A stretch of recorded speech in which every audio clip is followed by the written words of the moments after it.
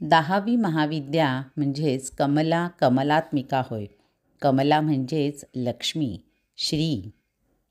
महाविद्येच्या दशमरूपासी कमला माता म्हणताती. कमलावर बसली से माता कनका समलख लख कांती. कमल नेत्रमयी पद्मधारिणी सौभाग्य लक्ष्मी म्हणती. जय जय जय वंदू या माता कमला कमलात्मिकेसी.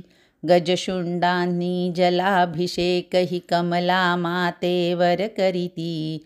विष्णू वक्ष निवासिनी माता क्षीरसागरी करी वसती. श्री विष्णू भैरव रूपात ही मातेच्या संगे असती.